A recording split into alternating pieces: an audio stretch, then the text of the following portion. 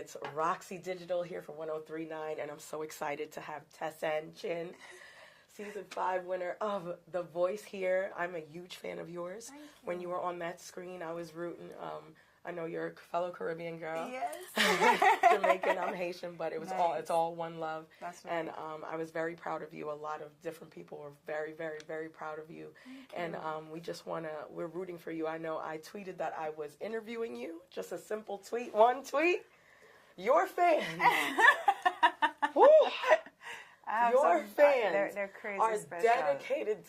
dedicated, and obviously that's just a testament to who you are as a person. So your fans are dedicated because you're such a dedicated person, Thank you. which makes it so easy to be so proud of you and be your fan. Thank you. So congratulations. Thank you so much. Thank on you for everything, having me. of course. And you've been on tour. You were on Adam Levine's team. Yes. You dropped an album. Yes, ma'am. Boy. Please tell me how it's been since you've been doing that. What's going on? Listen, since December 17, we have hit the ground running. And I mean that literally, like, we have been going nonstop. And that's a huge blessing because anyone that is in this industry, that's what you want. You want to have your days filled. You want to have, to know that next week you have stuff to do up until next year. You know? So it's been an incredible blessing. It's been such an amazing thing to see how life has opened up. Right. Because I've been doing this for a long time and been hustling for a long time. So it's wonderful to finally get the kind of opportunities that you used to dream about. Right. And it's been amazing just to see, like you said, I have the most amazing fans. Ooh, we did a show here in New York last night, and it just honestly it took my breath away. Just how supportive and how dedicated and just they're there with me. Right. For the ride, and it's been awesome. You said you've been hustling for a long time. Yeah. When you got to that, how did you feel when you saw and you got to that point where it changed? You know what I mean? Like that climax where you're like, oh, I made it, or I got here. Yes. Right. What was that feeling like? To this day, it's a very, it's kind of euphoric. But it's also kind of like something that you've dreamt about and worked for all your life. So it kind of feels like, yeah, this is supposed to be happening. Like, I've dreamt about this.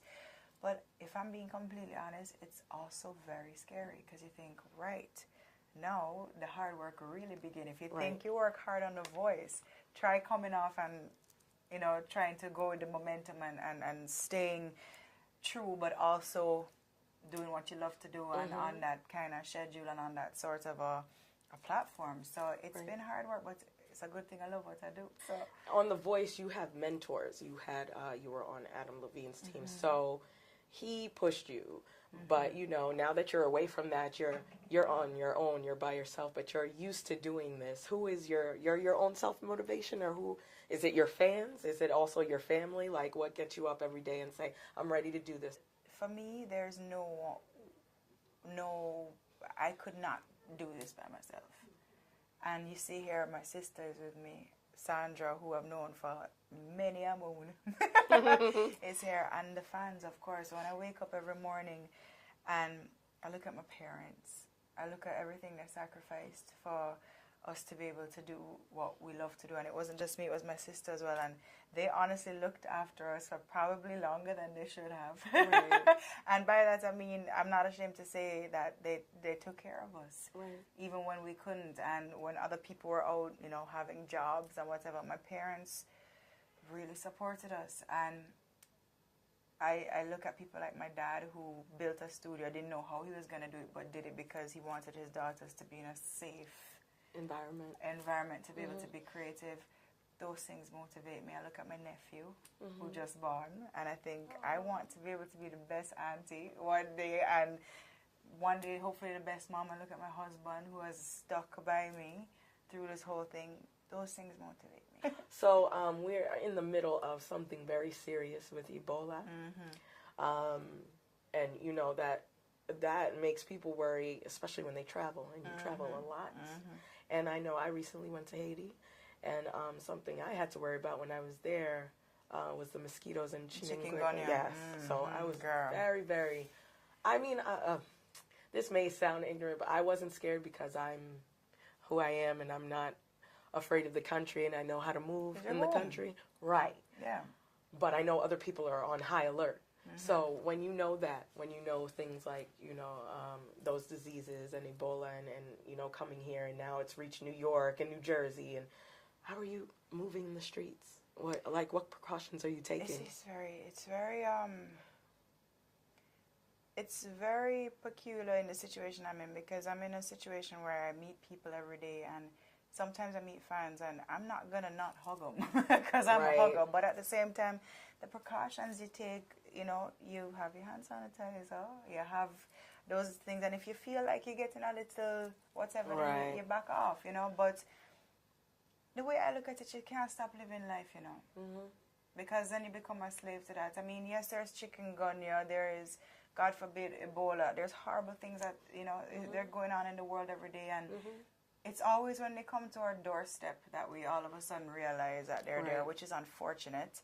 But, people are living with these situations every single day of their life. And it doesn't mean that we have to stop living our lives. We have to carry on. We have to do what we can to help.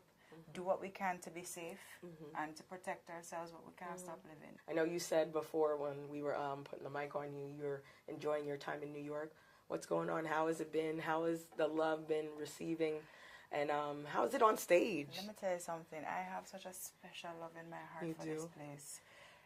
It's funnily enough, because I'm an island girl, I would never have thought that New York would have been one of my favorite places, because I love sun, sea, sand, I like green. Quiet. I like quiet, but for some reason there's something about this city, this energy that is just electric, and it's very similar to the energy of Jamaica in a very strange way.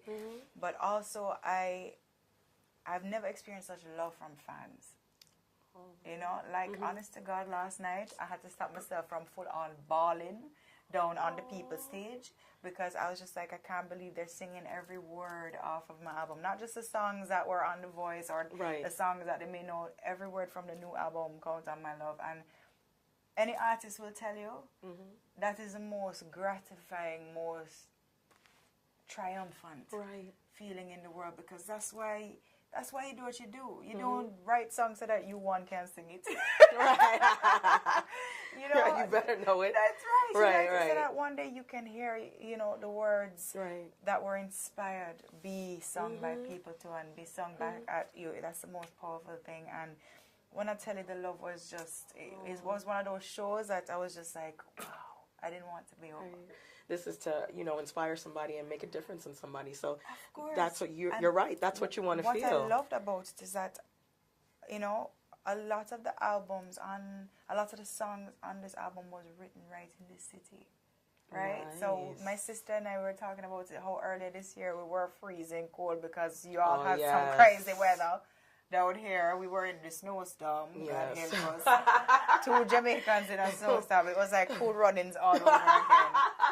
And, but it carried such wonderful memories, because we thought of, the time we spent here, and to be in New York and have that experience. It was like a full circle moment. Right. For sure. Right. And I know why you probably feel like that in New York. It's because there are such crazy Caribbean electric feelings, especially if you go in certain pockets in Brooklyn, especially if you've touched Brooklyn, or if you've ever been here for Labor Day, for West Indian Day Parade. Yes, we were. But that's one thing that has completely blown me away as well. And I have to say, it makes me very touched, but it makes me proud as a Caribbean woman to see that the Caribbean kind of supports me. It wasn't just about Jamaica anymore. It was us. All together. Coming together. And when I say my house was happy, we were like, yes! Yes, we almost threw a party. I almost tried to find where your cell phone was. It was like, could you come over? We just made you kalaloo and this and platinum and stuff like that. But yes, very proud of you. Very, very. You're holding it down for the Caribbean. Thank you. Could you talk a little bit about your album and the projects you're doing now and what we can expect from you? Sure. I am very proud of this album. We worked on it with some amazing writers and producers. To name a few people like Toby Gad, Jeff Martins, Lil Letty, but also Claude Kelly, Chuck Harmony, his whole team was just so incredible. They made me feel so at home. People like Roxie, my VI brothers. Yes, and it was just such a fantastic experience. And what I loved about it is that nobody, I mean, when you're working with people like of that caliber, you just think, you know, it's easy for them to say, here's a song. Right. They never did that with me, you know. They made sure to incorporate my input, because I'm much a writer as I am a singer. But I'm quite happy to learn and to watch people work. But they were very, very inviting and made it a very safe place for me to be able to be part of it. And that's something I'll never take for granted and never forget. So they were like your second family. Yeah, man. I mean, Claude, he bought 2 birthday cakes. Nobody don't have a birthday. Me or Tommy don't have a birthday, but he was like, just so when your birthday comes, we celebrate your birthday. And I was like, who does that? You know, such a special guy, and I had a blast. This is your babe Roxie, and you're watching Radio1039NY.com.